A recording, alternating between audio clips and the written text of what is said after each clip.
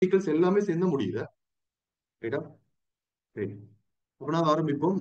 Cellular respiration. நாங்க இந்த கடைசி சாப்டர்ல நாங்க படிச்சு முடிச்சது ஒளித்தொகுப்பு. ஞாபகம் தானே?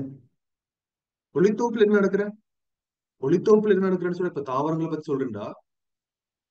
தாவரங்கள் நடைபெறக்கூடிய ஒளித்தொகுப்புல எங்க ஒளித்தொகுப்பு நடந்தாலும் இதே விஷயம் தான். என்ன நடக்கிறேன்டா, ஒளிச்சக்தியை பயன்படுத்தி, சிம்பிளா சொல்றேன், சிம்பிளா சொல்றேன், ஒளிச்சக்தியை பயன்படுத்தி உணவு உற்பத்தி செய்யற அது நடக்கிற ஒளித்தொகுப்புல. ஒளித்தொகுப்பு நடக்கிறது வந்து ஒளிச்சக்தியை பயன்படுத்தி உணவு உற்பத்தி. சரியா? இப்படி உற்பத்தியான உணவு, இப்ப உணவை செஞ்சாச்சு. சரியா? உணவை தாவரங்கள் உற்பத்தி செஞ்சாச்சு. உற்பத்தி செஞ்சு வேலை இல்லை, அது உணவை பயன்படுத்தாது. அப்படிதானே? இப்ப உங்க அம்மா வந்து கிச்சன்ல சோறு செய்யறாங்க, சோறு ஆக்குறாங்க. சரியா? சோறாக்கி வச்சாச்சு. இப்ப சோறை சாப்பிடணுமே. சோறு ஆக்கி வச்சதுக்கு வேலை இல்லை. அது மாதிரிதான் இப்ப ஒளித்தோப்பு செஞ்சு வேலை இல்ல, உணவு உற்பத்தி செஞ்சு வேலை இல்ல, அந்த உணவை பயன்படுத்தாது. அந்த உணவை பயன்படுத்துற செயல்முறை தான் கலச்சுவாசம். உணவை பயன்படுத்தி அதிலிருந்து சக்தியை பெற்றுக் கொள்கின்ற செயல்முறை தான் கலச்சுவாசம். சரியா? இப்ப உணவுன்னு சொல்லக்குள்ள நாங்க சொல்றோம் கார்போஹைட்ரேட். கார்போஹைட்ரேட் உணவு. கேட்டா, ஒளித்தோப்பின் போது நேரடியா உருவாக்கப்படுறது கார்போஹைட்ரேட் தான். ஒளித்தோப்பால குளுக்கோஸ் தான் உற்பத்தி ஆகுது. பிறகு அந்த குளுக்கோஸ் அமினோமிலங்களாக மாற்றப்படலாம். அந்த அமினோமிலங்கள் புரதத்தை உருவாக்கும். ஒளித்தோப்புட நேரடி விளைவா இல்லாட்டியும் ஒளித்தோப்புட ஒரு நேரடியற்ற பங்களிப்பால தான் புரதமும் உற்பத்தி ஆகப்படுது. அதே மாதிரி குளுக்கோஸ் வந்து நியூக்ளியோடைடுகளாக மாற்றப்படலாம். நியூக்ளியோடைடுகளாக மாற்றப்பட்டால் குளுக்கோஸை வச்சு நியூக்ளியோடைடுகள் உருவாக்கப்படலாம். அப்ப அதிலிருந்து வரக்குள்ள நியூக்ளிக் அமிலங்கள் வரலாம்.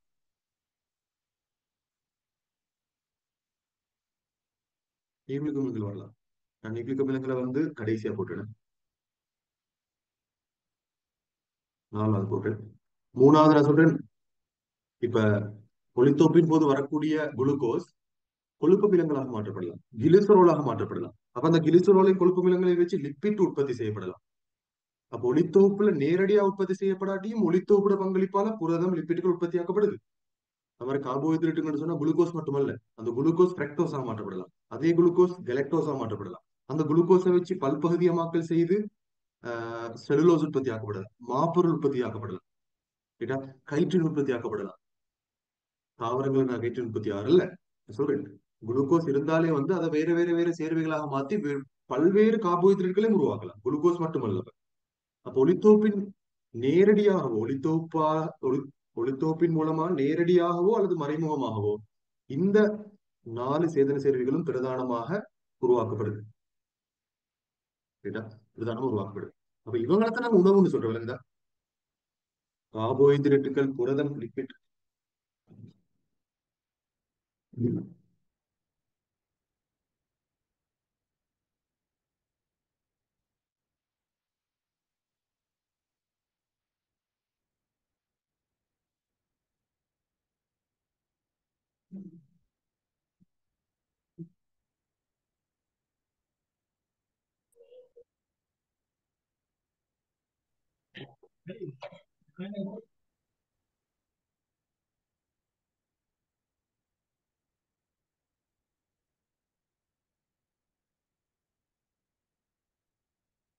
ரைட்டா? கவனிங்கப்ப.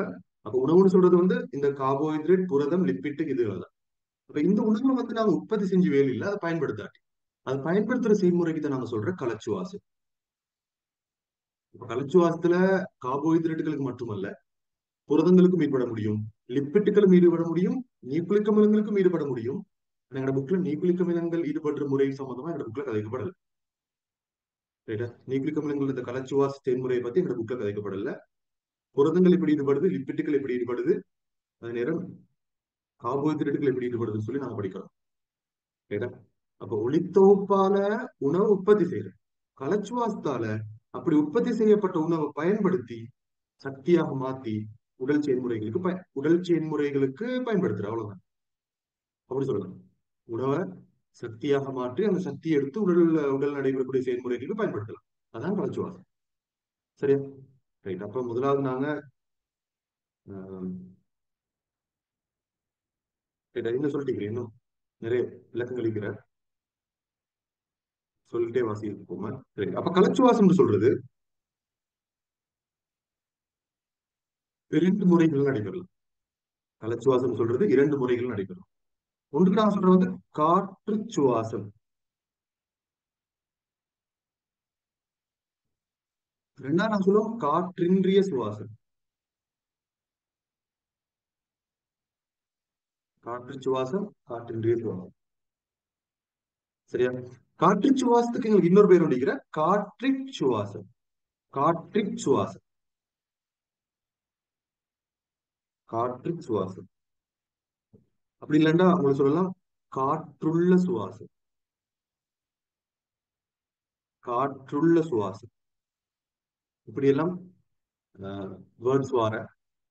இப்ப புள்ளில் குழம்புரிடம் இந்த நினைப்ப காற்று சுவாசத்துக்கு காற்றிற் சுவாசம் சொல்லக்குள்ள புள்ளனுக்கு அது காற்றின்றிய சுவாசம் சொல்லு. இல்ல, காற்றின்றிய சுவாசம்ன்றதுண்டா வேற. காற்றிற் சுவாசம் சொன்னா காற்றை பயன்படுத்தி காற்றினது சுவாசம்னு சொல்ல வர அர்த்தம் தருது. சரி, அப்ப காற்று சுவாசமும் காற்றிற் சுவாசமும் ஒரே விஷயம் தான்.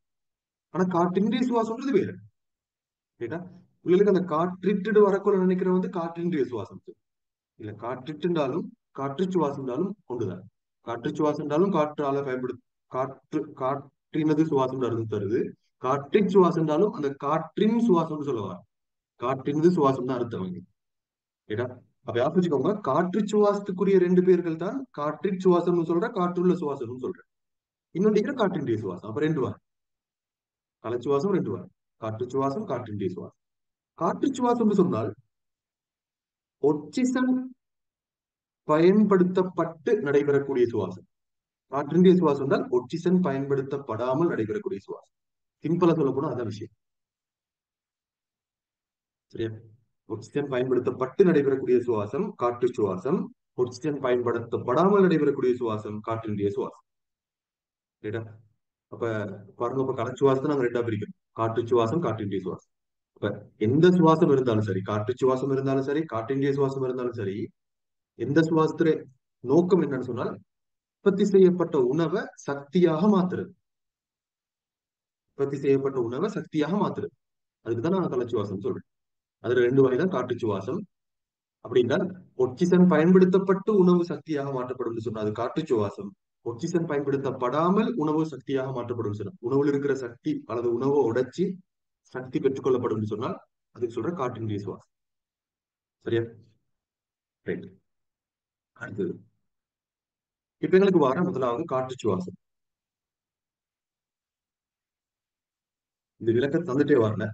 பிள்ளைகள் கொஞ்சம் வாசிட்டு வரணும். இது வரைக்கும் நான் சொல்லிக்கிற விஷயங்களை வாசிச்சு அதை ஃபில் பண்ண வேண்டியது ஃபில் பண்ணி வருவோம். டியூட் எடுங்களே. டியூட்டர் நான் ஏற்கனவே அனுப்பிக்கிறேன். டியூட்டர் நான் குரூப் இதுல அனுப்பிக்கிறேன்.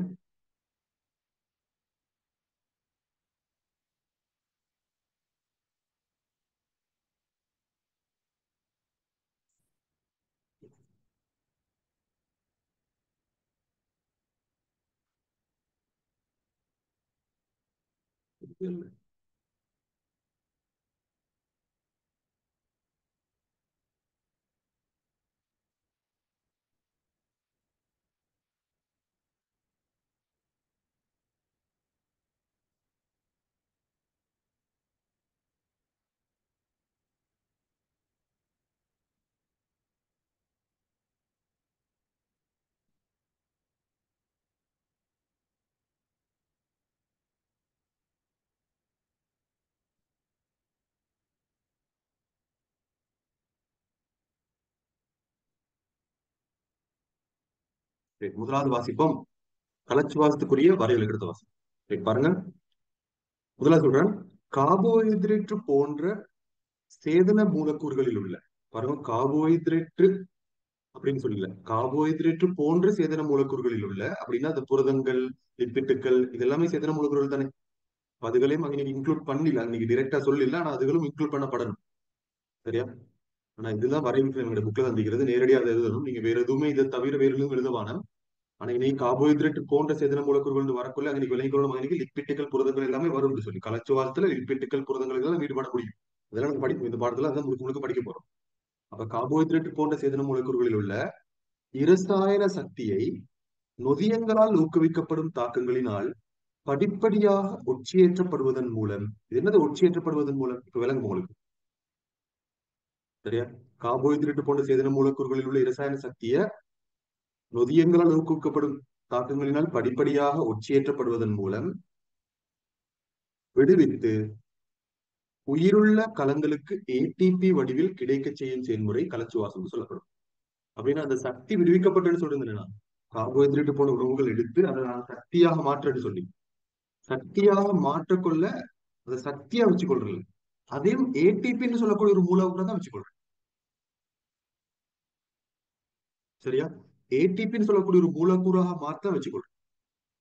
இப்ப குளுக்கோஸ் வைக்கிற சக்தி உதாரணம் சொல்லுவோமே, குளுக்கோஸ் வைக்கிற சக்திய உடைச்சி